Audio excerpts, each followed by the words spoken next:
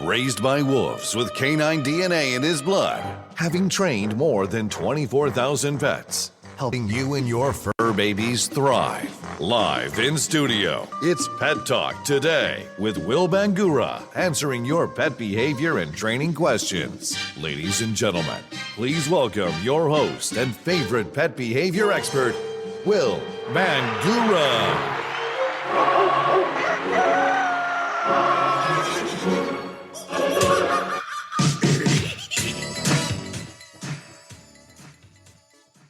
Yep, let's get that microphone on. Good Saturday morning, pet lovers. I'm Will Bangura. Thanks for joining me for another episode of Pet Talk Today. It's Saturday, the 30th. Hey, we're almost into October. Can you believe it? Next thing you know, it's going to be Christmas, and then come all of the Christmas puppies. Hope you're doing well. Do me a favor, hit that like button, hit that share button if you're listening on an audio podcast. Hey, if you love what we do, give us a 5-star review. So today I want to do a lot of question and answer. I want to get into your specific dog training and dog behavior problems. So if you're brand new to Pet Talk Today, let me talk a little bit about how this works. If you've got a question, if you would like help with your dog's training and behavior, doesn't matter what the question is, doesn't matter how bad or how minimal it is, doesn't matter what kind of breed, doesn't matter how old your dog is. If you've got a problem and you would like me to help you, just go ahead and type your comments into the comment section, or type your question into the comment section. Also, let me know where you're watching from. And if you have not subscribed to the Pet Talk Today audio podcast, make sure you get on Apple Podcasts. Make sure you get on Spotify or wherever you get your podcast. Subscribe to the Pet Talk Today podcast because there's content on the audio podcast that doesn't make it to Facebook Live. Well, thanks for everybody being there. Again, hit that share button, hit that like button. I want to be able to get into your questions. It doesn't matter whether it's aggression, doesn't matter if it's resource guarding, doesn't matter if it's separation anxiety, destructive behavior, door dashing, pulling on the leash, potty training issues, dogs that jump, dogs that nip, dogs that are destructive. Whatever the problem is, I'm here to help you deal with all of your dog training and behavior problems, okay? Uh-oh. A lot of you have not heard that sound before. That sound means that it's time for Pet Talk News. All right, this week, missing toddler found sleeping in woods under her dog as a pillow after walking 3 miles barefoot.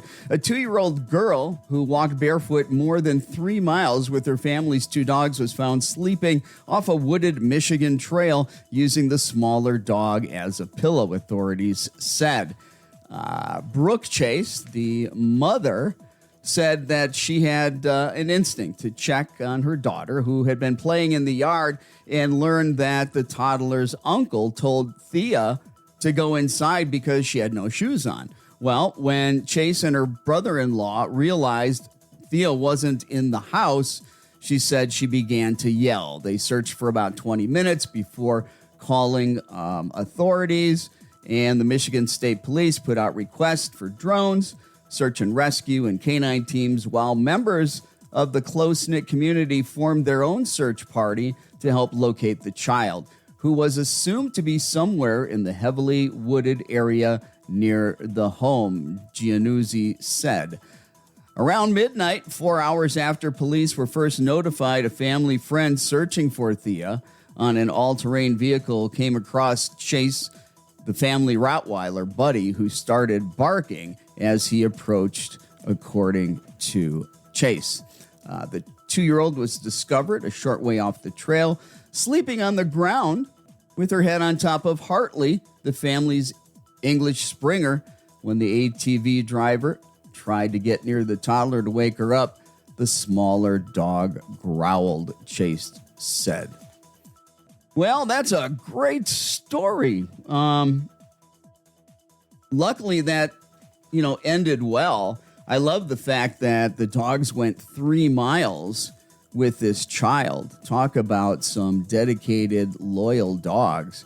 And hey, when the child got too tired, then the child falls asleep and the dog stayed there, and the child puts its head on the dog's flank and falls asleep. And then, of course, when rescue people come to find the child, the dogs want to protect the child. If that's not a wonderful story about man's best friend, I don't know what is. Uh-oh.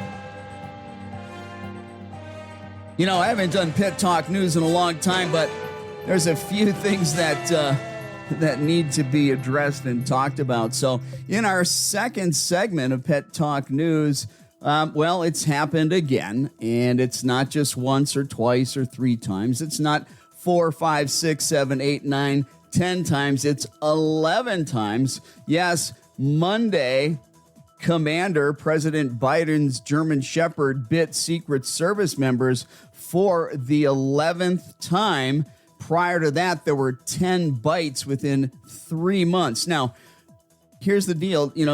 This dog has been sent to multiple board and trains, 3. Now they're going to send it back for a 4th one.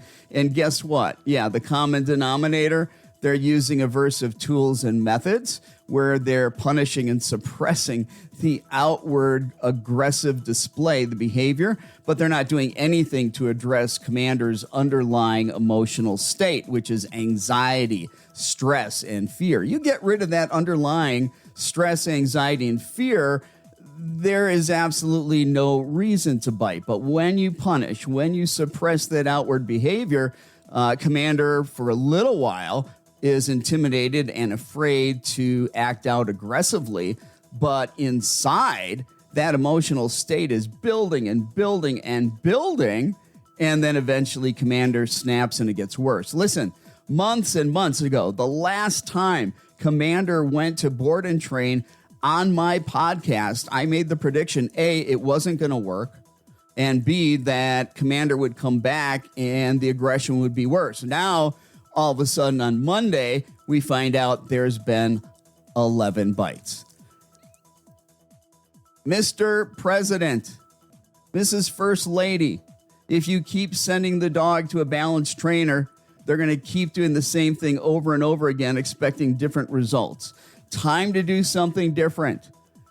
Find a certified dog behavior consultant, somebody who actually has formal education, is certified so they can actually help you. Quite frankly, a lot of my listeners could probably do a better job because they understand you need to use counter conditioning and desensitization when it comes to dealing with anxiety, fears, phobias, aggression, reactivity. If you want to learn more about how to help an aggressive dog, a fearful dog, a reactive dog, a dog that has a lot of stress or phobias, go to the Pet Talk Today audio podcast and look for episode 98. And episode 98 is about an hour and 35 minutes that goes through very specific protocols on how to rehabilitate, how to address, how to manage, and how to change the underlying emotional state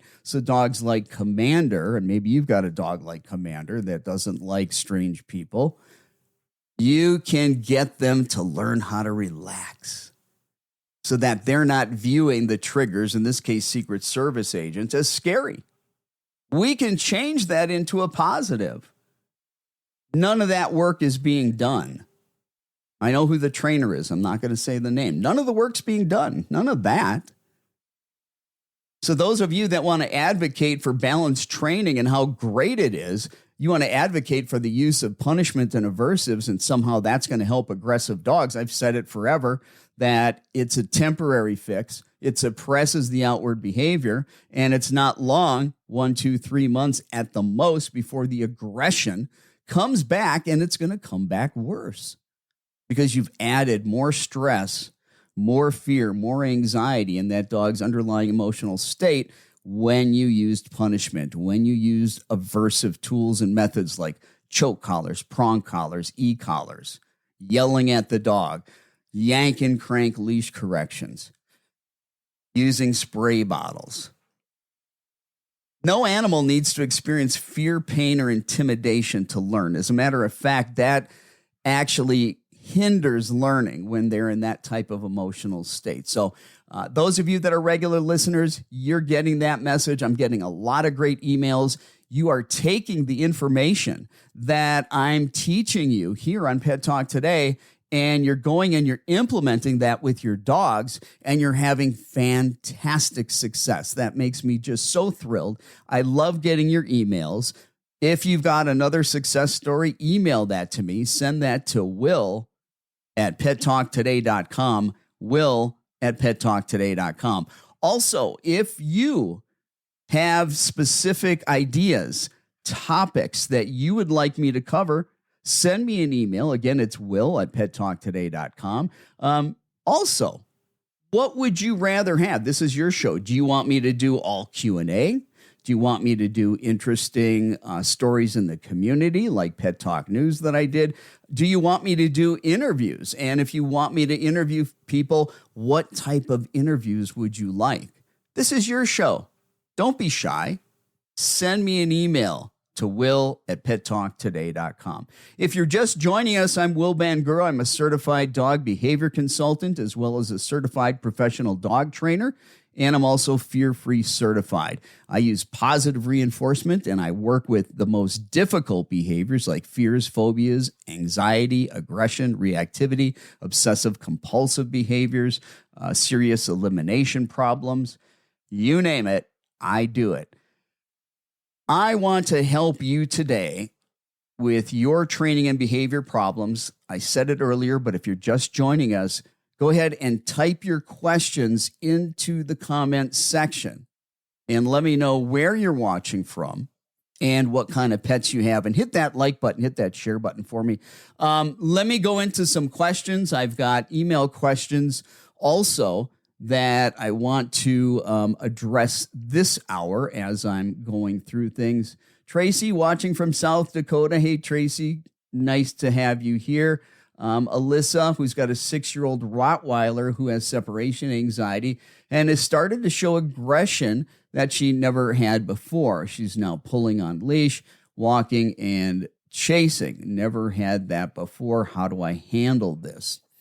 Well, Alyssa, you've got a 6-year-old Rottie, and they've got separation anxiety, and he started to show aggression. I'm guessing without all the details that the dog had separation anxiety for a while, maybe even since it was younger because it's 6 now. And what I think I'm understanding you say is that, but now we're starting to see aggression. So it's not just the separation anxiety. We're starting to see aggression. What type of aggression are we talking about? Okay, Alyssa, what kind of aggression? Is this resource guarding? Is it aggression towards you? Is it aggression when you try to leave and the dog doesn't want to be separated? Those are things that I would like you to comment on, and that way I can answer your questions a whole lot more, but there's definitely things that we can do. So can you give me more information, Debbie? I'd appreciate that. Let's see. We've got V watching from Los Angeles, the left coast. Glad that you're here. Debbie is watching. She says, I've got a 3-year-old golden retriever that I'm having a hard time socializing. Every time I take her out, she'll pull on her leash and try to get back in the car. How can I get her to enjoy going out to new places and not be afraid? And then Mary says, my in-training service dog loves people too much. What can I do to lessen her excitement? Yes, we got a lot of great questions there. I'm really hoping. Okay, so Alyssa says aggression towards everyone except my daughter and myself. All right. How long ago did the aggression start? Alyssa, let me know how long the aggression has been going on for and how long the separation anxiety has been going on for. Okay. That is something that I need to know about. Debbie, your 3-year-old golden retriever that you've had a hard time socializing. Every time you take her out, she'll pull on the leash and she'll try to get back in the car. First of all, I would start getting her comfortable on the leash in your backyard or in your house and pair that with high-value food rewards. Then I would step out the door with the dog on the leash with high-value food rewards, and I would step back in the house. Step out the house, feed. Step in the house, feed. Step out the house, feed. In the house, feed. Be very happy, excited, and jolly, like, oh, look what we're doing. We're going outside. Yeah. And then bring the dog right back in again and reward. Oh, we're going back outside. Let's go. You get out the door, you feed, then bring the dog back inside. Little by little, over a period of time, gradually, systematically, you're going to get the dog out further, 1 step, 2 steps, 3 steps, 4 steps. Don't take the dog further than what the dog is comfortable with and pair that distance, the comfortable distance, with food every single time. What a lot of people do is they make the mistake of pushing their dog too far, too fast. The dog starts having stress, anxiety, and fear, and they want to, like you said, want to get back home. So their experience that's associated with going out there is negative. It's bad. They don't like it. As far as they're concerned, it's punishment. And then when you take them home, that's the reinforcement because they feel better. That's negative reinforcement. You're removing something uncomfortable, which they don't want to be outside. But you need to also fast movement. Run out the door 2 steps, run back in. I mean, make this like it's like the dog is bringing you the Mega Millions Powerball ticket, okay? Get really excited. Use this happy, jolly routine. Start laughing. Hey, let's go. Get outside and move fast. Give a treat, then right back in the house. Don't worry about going for a walk yet. Start with having your dog learn that it's a blast. Wonderful things happen just going in and out the door. And then when that's a fun game, go out the door 2-3 steps and then come back in and do the same thing over and over. But at any point in time, you get further away from the house and your dog starts displaying stress signals. Now, the big one, tail tuck, the dog's going to want to run back home. You're way too far at that point. Look for things like lip licking, tongue flicks, ears being back, dilated pupils, the dog panting, okay? Those type of things. Low-level stress, that's too much. Now, you need to go to the Pet Talk Today audio podcast. Do a Google search, Pet Talk Today audio podcast. You need to look for episode 98.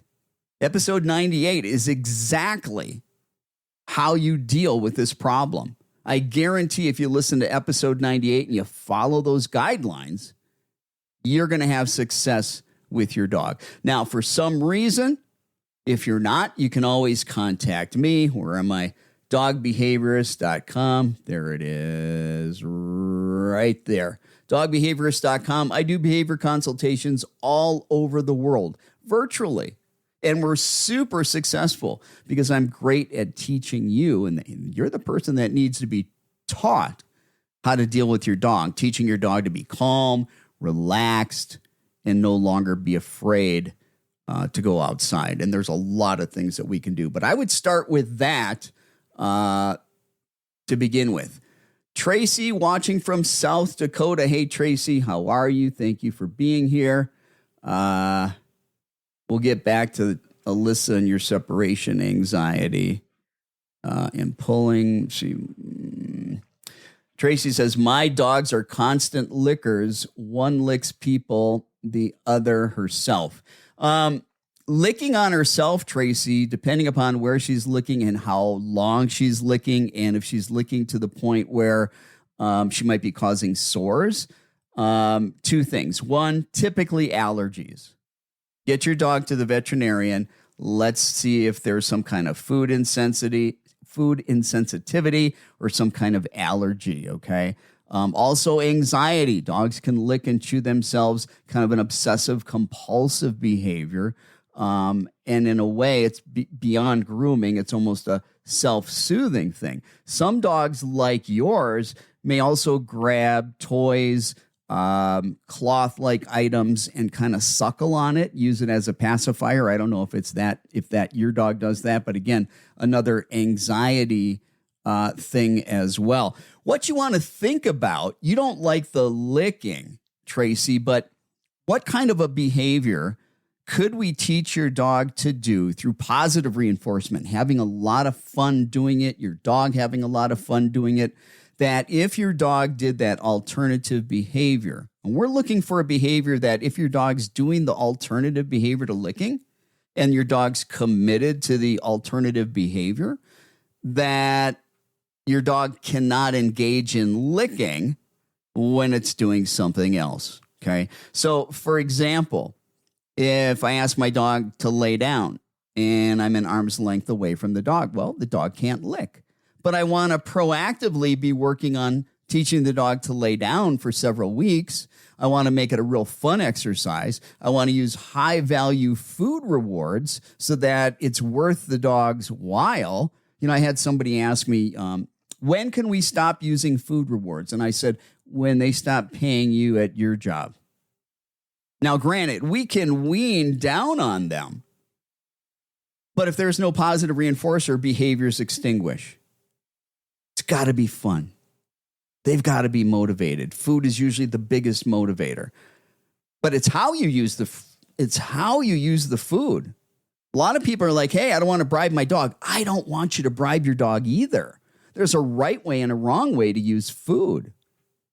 If you go to my website, dogbehaviorist.com, I recently, I don't know, it's like 3 or 4 articles back, but if you go to dogbehaviorist.com, go to the menu, click on articles, look for my article on the appropriate use of food in training. That's also very critical for having success. Let me get back in here into the questions. Walking and chasing, never had that before. Liquors. Okay. All right. Going back to your question, Debbie, about your 3-year-old golden retriever that you're having a hard time socializing. Every time I take her out, she will pull on the leash and try to get back in the car. How can I get her to enjoy going out to new places and not be afraid? When it comes to that, you've got to get your dog exposed to different locations, but you've got to watch your dog's body language. You've got to know, hey, is my dog stressed out? Okay. Is my dog stressed out? And if the dog is stressed out, you don't want your dog exposed to that location. You're too close to that location too soon. You need to gradually, slowly get your dog accustomed, but you've got to keep your dog at a safe distance, a safe space where it doesn't have a care in the world. And then when your dog is in that environment that was scary, but you're at a far enough distance where the dog feels safe, you need to start feeding high-value food rewards. And then you disengage from that exposure. Stop feeding. Now you re-engage with that trigger. You start feeding again. Now, there's a lot more nuances and information, but that's just the gist of it. Again, episode 98 of the audio Pet Talk Today podcast. I cannot tell you, if you've got a dog, any fear, any anxiety, any stress, any reactivity, any aggression, that is something that is going to help counter conditioning and desensitization. Need to take a quick second to talk about our sponsor here, if I can get that little lower third to go away. Are you familiar with Calm Dogs? It's a natural supplement that helps dogs with anxiety, fears, phobias, fireworks, storms, other noise sensitivities, helps with aggression, helps with reactivity, car rides, grooming, vet visits, any behavior that is rooted in anxiety or fear, and aggression and reactivity are as well.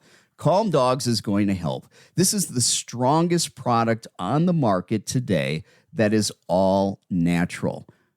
Calm Dogs was developed by me. I spent 5 years developing Calm Dogs because nothing on the market that was natural would work. And it took me 5 years through research and development to find what ingredients had research studies where they were duplicated and showed that the ingredients that I have in Calm Dogs all have statistical significance, that they help reduce fear, anxiety, phobias, reactivity, and aggression. I'm so convinced that my product will help you. It's doing amazing things. We're getting amazing reviews from it.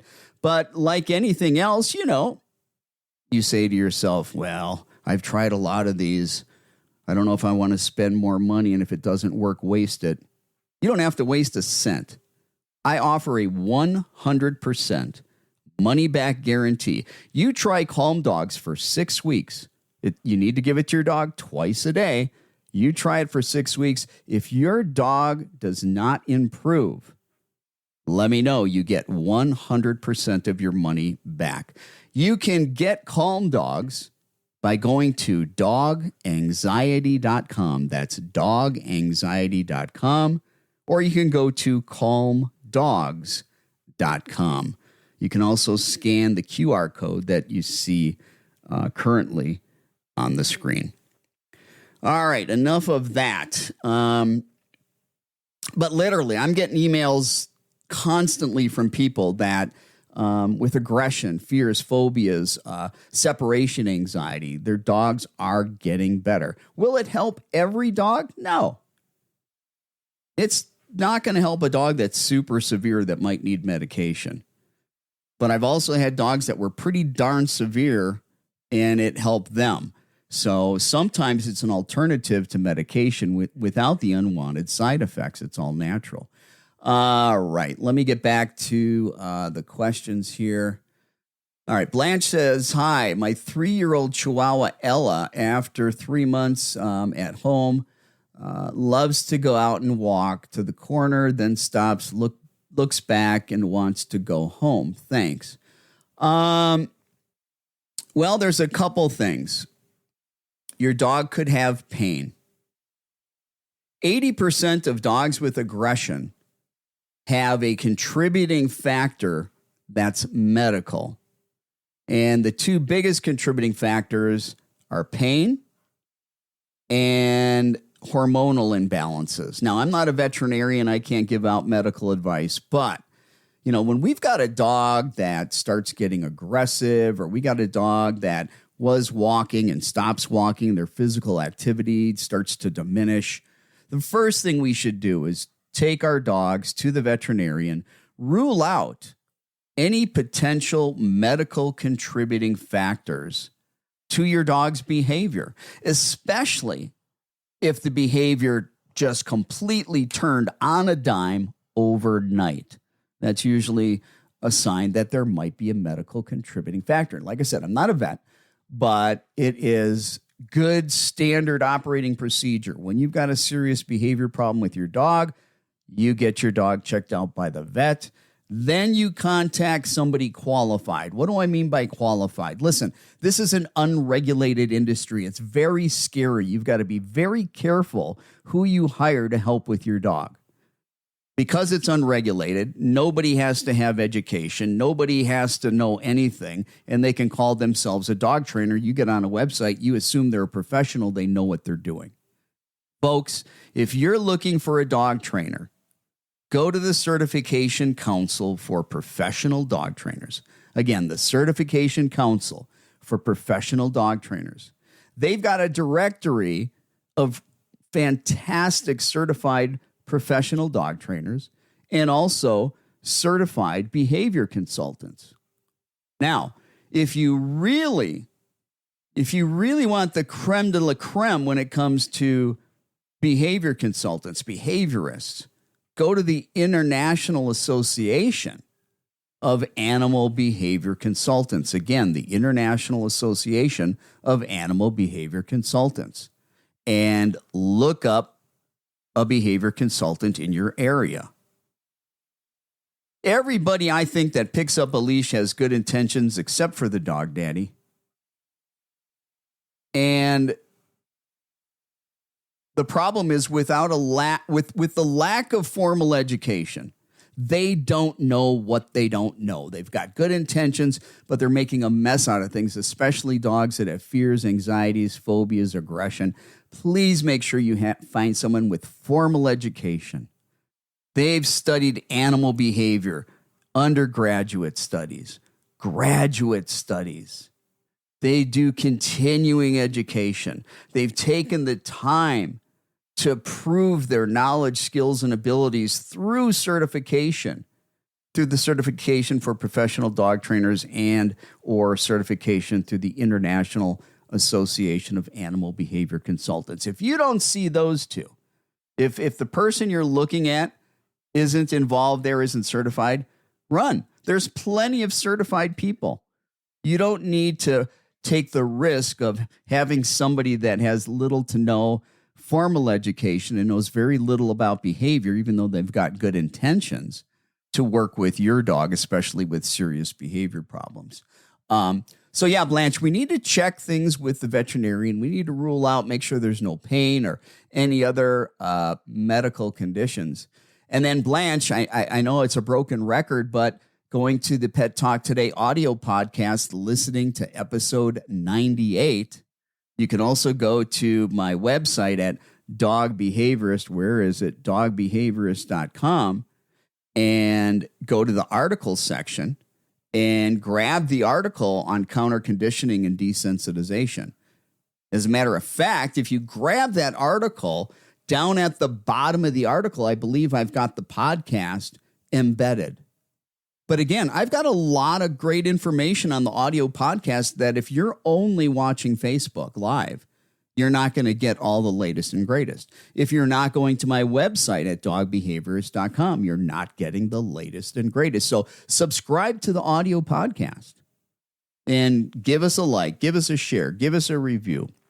All right, let's get back to some questions. I'm waiting to see if some of the earlier questions are going to give me a little more. Okay. Alyssa says, the aggression started last year. She didn't show signs of separation anxiety until I started working from home. And now that I need to go back outside the home to work, she is becoming whining and aggressive. Well, here's the thing. 3 years old. We start seeing between 1.5 years and 3-year-olds dogs having big behavior problems that they never had. And one of the contributing factors oftentimes is genetics and heritability. And it takes time for the egg to cook, takes time for your dog to get a little bit older and the brain to develop, and all of a sudden, boom, we start having these problems. So your dog's got a lot of anxiety. When it comes to separation anxiety, if it's severe, you need professional help. Separation anxiety is very difficult, and there are very, very few trainers that are good with separation anxiety. Look and see if you can find a certified separation anxiety trainer. You can go to MelenaDiMartini.com, and she has people that are certified in separation anxiety. But I'm going to let you know they're going to work with you virtually. That's what behavior consultants do. We work with you virtually, and it's very successful. Now, if you want to deal with the aggression, which you definitely need professional help, and the separation anxiety, well, you can go to my website at dogbehaviorist.com. I've got a lot of articles on those things, a couple articles on separation anxiety, articles on aggression, articles on counter conditioning and desensitization. But you may very well need to hire a consultant. Like I said, you can go to my website at dogbehaviorist.com. I do behavior consultants all over the world. But that's a really difficult thing. One of the first things, and I know it's tough when we're dealing with separation anxiety, we have to avoid absences. If your dog continues to rehearse that behavior, it's going to get worse. If your dog continues to rehearse that behavior, that separation anxiety, it's going to get more and more ingrained, and it's going to stress the relationship between you and your dog. So there's some very specific protocols, very specific work that needs to be done in order to help your dog with separation anxiety. And that usually is going to take several weeks, minimum 6 weeks of doing work. And during that time, we have to make sure that the dog's not alone, whether that means bringing in a sitter, whether that means having a friend or a family member coming over, or whether that means seeing if you can work from home again for a little while. But we've got to do some very specific work. And imagine we were fixing a broken water pipe and we need to avoid the absences with your dog. Well, that's us turning off the main water valve for the water pipe. We can't fix the broken water pipe when water is leaking all over the place. We got to turn off the main valve so we avoid the water. Well, you need to begin avoiding absences. I know that can be tough for people, but it's probably not going to happen without it. Now, the calm dogs that I talked about a second ago, we have had fantastic results using behavior modification along with the Calm Dog supplement that you can get at doganxiety.com or calmdogs.com. It comes with a 100% money back guarantee. So doing behavior modification for separation anxiety in conjunction with the Calm Dog supplement, you're going to see a whole lot greater success. But literally, you've got to walk out the door for a second, walk back in, walk out the door for a second, back in, walk out the door for a second, back in. Make that the most boring thing in the world till your dog could care less. Then you're walking out for 2 seconds, coming back in. Walk out for 2 seconds, come back in. Walk out for 2 seconds, come back in. You get the idea. Gradually, systematically, you're going to add a little more time to the duration of time you're absent.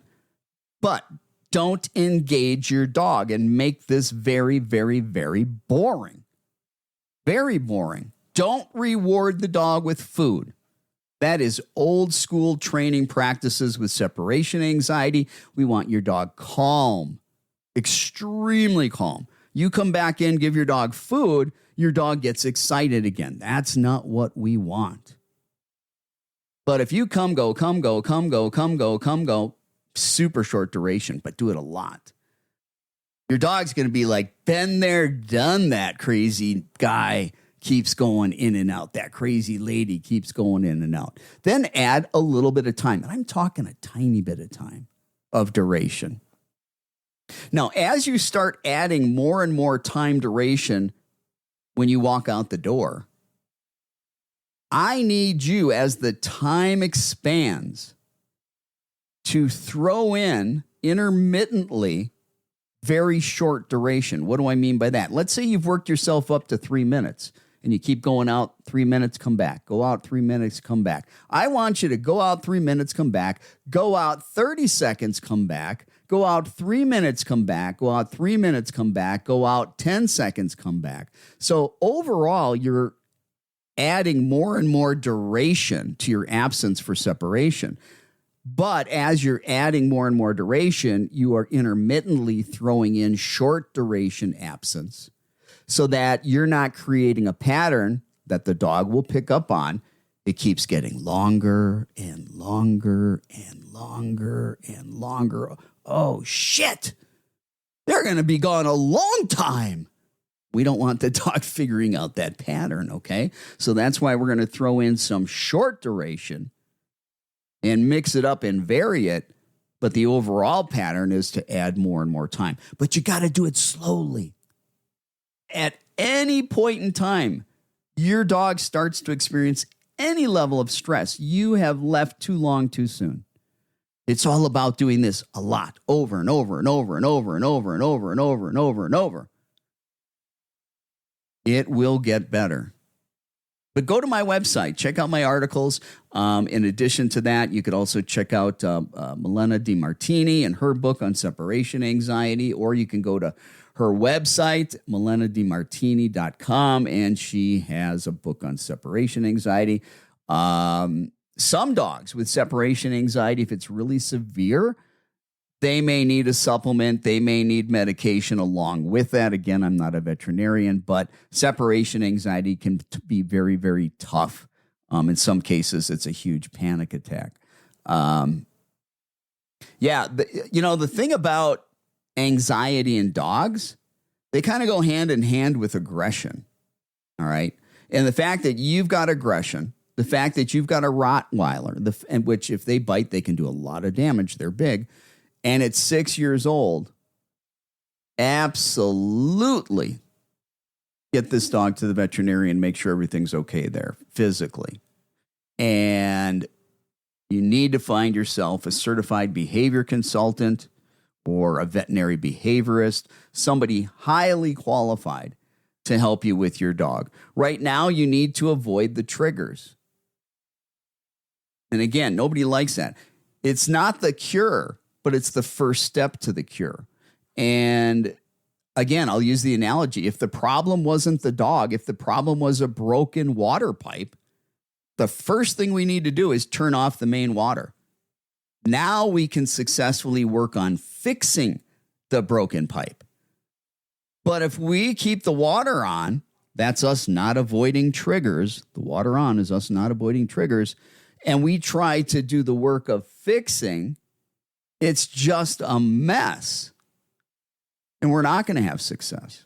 Just like you wouldn't have success fixing a broken water pipe if you didn't turn the water off. You're not going to have success dealing with aggression, fears, phobias, anxiety, separation anxiety if you're not avoiding the triggers. Then we set up a very specific training plan and behavior modification plan and treatment plan and protocols where we are proactively setting up scenarios, exposing your dog to triggers at a safe distance in a way that will teach your dog to be calm, to be relaxed, and not view those triggers as scary or fearful or the need to be aggressive or panicking because you're gone.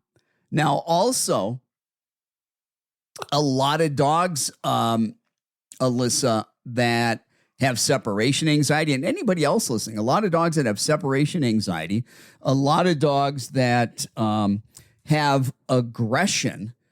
In addition to that, they've got other anxiety issues. And in addition to that, many of them have resource guarding issues. As a matter of fact, I'm here to tell you that all aggression is resource guarding. I just wrote a textbook for pet professionals. Pet parents could buy it as well. It's on Amazon. It's called Taming the Treasure Keepers. It's a evidence-based, science-based guide, a textbook for pet professionals on managing, addressing, and treating resource guarding. But I want you to think about it. Territorial aggression, it's resource guarding. Food aggression, resource guarding. Toy aggression, resource guarding. Being protective of a human in the house, resource guarding. They're a resource. Their bed, their crate, where they lay down. Maybe they lay at your feet and you move and they're aggressive. Location, resource guarding aggression. Dog on dog aggression usually is always over resources, whether it be some space, whether it be a toy, whether it be food, whether it be one of the owners, the pet parents, whether it be another pet in the house. All aggression is resource guarding. But you can get my textbook, Taming the Treasure Keepers, and you can get that today on Amazon.com. Let me look and see if we've got other questions here. But let me get back to the licking. So Tracy and anybody else that has a behavior problem with your dog, if your dog has a behavior problem and you don't like it, rather than thinking about what you don't like or what you don't want, because then we tend to want to punish the dog for that. And it's not fair, especially if we didn't teach the dog a behavior that would be appropriate to do that we can reward. So it's called differential reinforcement. The classic example is somebody comes to the house and your dog likes to jump on guests. Well, rather than punish the dog for that, we would take time proactively to start teaching the dog to sit when the door opens. And then we would start working with calm, quiet guests. We'd open the door and they would just stand at the door, and we'd keep making the dog sit every time until the cue for sitting is the door opening and a stranger coming in. And we're going to be rewarding the heck out of the dog. That's got to be more interesting and more rewarding to sit when a stranger comes than meeting the stranger. And this is one of the reasons why I don't let my dogs get excited around other people besides me and my family. This is another reason why I don't let other people get excited around my dogs, get my dogs excited. Now I got to correct their behavior. So I tell people, ignore my dogs. And I don't let my dogs go crazy around people. I want calm dogs. And they're very happy. Very happy being aloof to strange people. Very happy my dogs are being aloof to strange dogs. Folks, your dogs don't need to play with every dog that's out there. You're getting your dogs into dog fights by trying. You think socialization is they've got to sniff butts with every dog out there. You think socialization is I got to get my dog to the dog park. Dogs are constantly getting in fights there. Socialization is about exposing your dog in close proximity to as many things as possible so that your dog doesn't develop fears. That doesn't mean that your dog needs to integrate and play with every dog, or it doesn't mean that your dog has to play with every person. If you go to Germany, the culture is completely different. Everybody leaves everybody else's dog alone. Dogs don't get excitable when they see a strange dog. Dogs don't get excitable in Germany when they see strange people. Nobody asks to come up and pet their dog. Oh, nobody says, hey, can my dog meet your dog? And as a result, the dogs there are super calm. They get to go everywhere, in the stores, in the restaurants, on public transportation. They're not service dogs. They didn't have any incredibly high-end training, but people left the dogs alone. They didn't get them all jacked up. It's amazing. We do a lot of things wrong here in the United States. Now, it's not that I don't want your dog to have fun with people or have fun with dogs, but I want you to discriminate. I want you to pick just a few people, pick just a few dogs.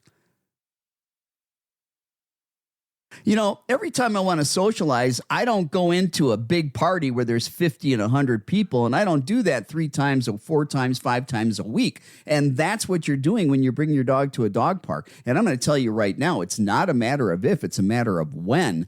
If you frequent a dog park long enough, your dog's going to get into a fight, and it might damage your dog. Find friends, find coworkers, find family that have stable, calm dogs, and set up play dates.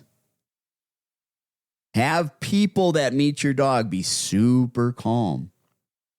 Super calm.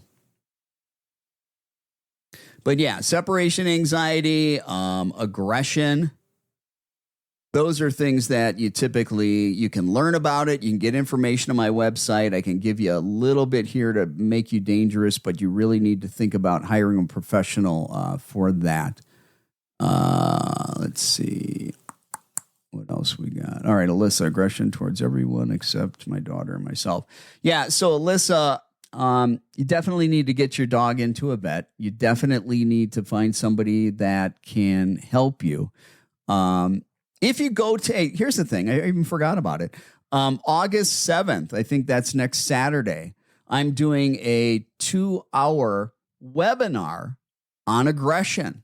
I don't know if you've seen that, but we've got 25 spaces available. First come, first serve.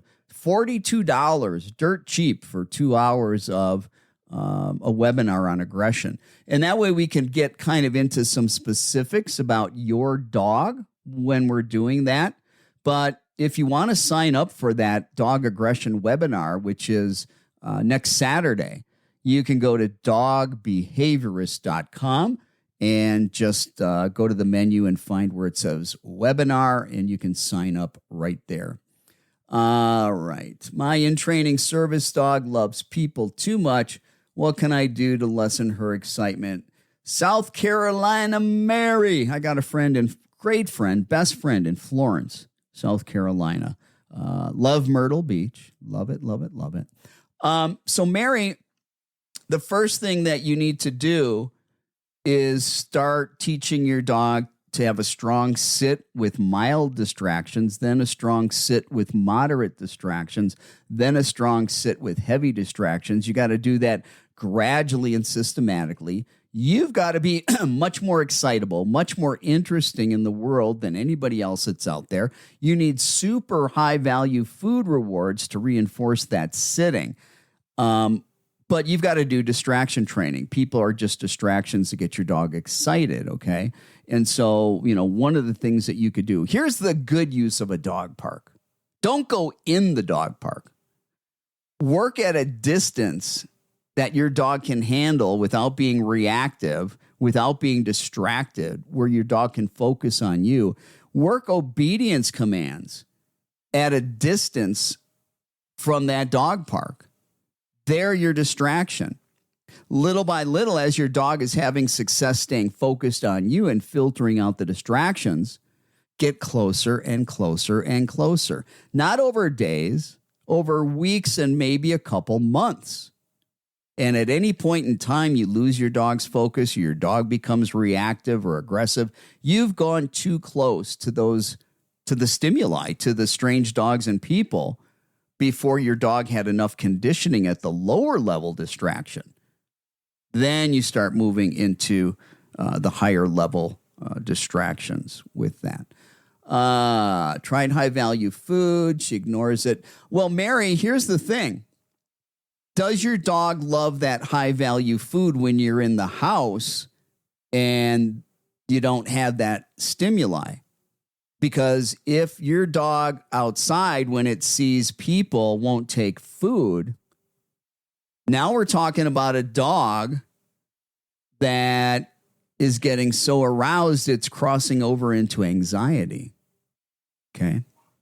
Now, one thing, Mary, maybe there's a toy that your dog likes better than food. But Mary, you're too close too soon. If your dog won't take the food, you need to be working at a much further distance where your dog will take food, and then work at that distance for several weeks. And you need to be out there 4 or 5 times a week doing these training sessions. They're short, 10 minutes. Again, if you go to episode 98 of the Pet Talk Today podcast on counter conditioning and desensitization, Mary, that's the ticket. That's an hour and a half instruction of what you need to be doing. Yeah, I know you say she just started signs of separation anxiety until you started working from home and then going back to work. Chances are she would have had the separation anxiety anyway, that we know from research and science. So you're going to need to be working on that. And again, dogs with anxiety, well, they tend to have other problems like aggression. Aggression and anxiety go hand in hand. Reactivity, anxiety, they go hand in hand. Resource guarding and anxiety, hand in hand. But yeah, I've got over 70 articles, lots of different topics, lots of different great information. So make sure you're stopping by my website at dogbehaviorist.com and checking out those articles, and make sure that you do a Google search for the Pet Talk Today podcast, whether it's Apple Podcasts, Spotify, I think it's Amazon Echo. I don't know, Alexa, something like that.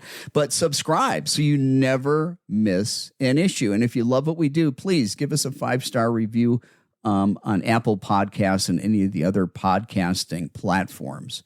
So let's see here. Going back to questions. Got a lot of great questions today. I really appreciate it. Let's see here. Bonnie, what's going on with you today? I like to get this out there for us dog persons. Yesterday, I walked between cars to a grocery, I guess, store. I was not talking or running or touching cars. A dog latched onto my arm from a car window. Wow. That was down. Yes, it hurt bad. I calmly told the dog to let go. And what does the rest of the message say? Come on. Told the dog to let go. Can't see the rest of the message. Well, I can't read it. It keeps kicking me out of there. Yeah. You know, I was 8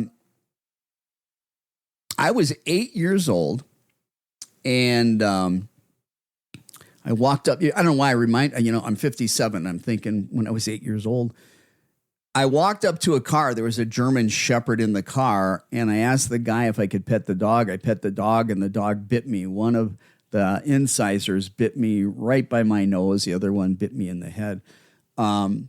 So yeah, you got to think about it. Cars are territory, and it's a very small, confined territory. A lot of dogs can be more aggressive in the car towards strangers than strangers coming into the house. So just know that. Yeah, you got to be careful. And also, those of you that are driving in your cars and you like to let the dog, stick their head out the window. First of all, it might not be the safest thing in the world. And no, Will, I'm not my happy dog parent self today. I'm sorry, Bonnie. It sucks.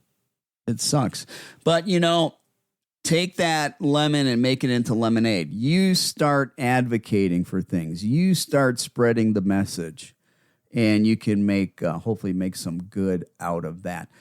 V says, my dog doesn't seem to like the leash around his neck. He seems to shut down. He doesn't take treats, and his body language looks low, and his facial expressions look sad. I'm afraid of adding more to his anxiety fear. Yeah.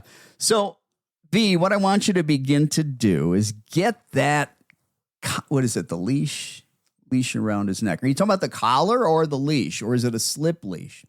Well, this is what I want you to do. I want you to just take it out 5 times a day for about 2 minutes, set it on the ground, and I want you to sprinkle some high-value food rewards around it. Do that for 3 or 4 days. Unless your dog doesn't choose to eat the treats, do it a little longer till your dog eats the treats for 3 or 4 days. Then have your dog go up to it and pick it up and feed a treat, set it down. Pick it up, feed a treat to your dog, set it down. Do that for a couple days until you can tell your dog's really comfortable with that. Then you're going to take it one step further. You're going to pick it up and you're going to bring it towards your dog, but just a little bit towards your dog. Don't try to put it on the dog yet. Bring it a little bit towards the dog, feed constantly and continuously with high-value food rewards. Then remove the leash so it's not so close to him, but stop feeding. And again, now pick up the leash, bring it a little closer, and maybe you just have a very light touch of that leash or collar for the briefest of duration, and you give a jackpot a handful of chicken, and you do that several times. Gradually, systematically, in little tiny slices, we've got to pair positive reinforcement with what your dog doesn't like. And at any point he starts to show stress, you need to dial it back a little bit and go into procedures that you were doing previously at a distance previously where your dog did not have any problems with that. But again, a lot of your questions, folks, there's a lot of detail that you can get and help you. A lot of these questions are the same. Please, please, please go to the Pet Talk Today audio podcast. Look for episode 98 on counter conditioning and desensitization. I guarantee you that is going to help you tremendously. And if you need professional help, you can contact me at dogbehaviorist.com. If you got a dog with anxiety, stress, fears, phobias, aggression, reactivity, hey, check out my product, Calm Dogs, at doganxiety.com. It's a natural supplement. Use it for 6 weeks. Give it twice a day. If you don't see improvement, you let me know and I'll refund 100% of your money back. Well, folks, we are out of time. It's 10 o'clock. Great questions. Love you guys. Hit that like button. Hit that share button. Tell your friends about this so that more people can benefit from what we do. This is your show. Let me know what you want me to cover. And have a great, great weekend.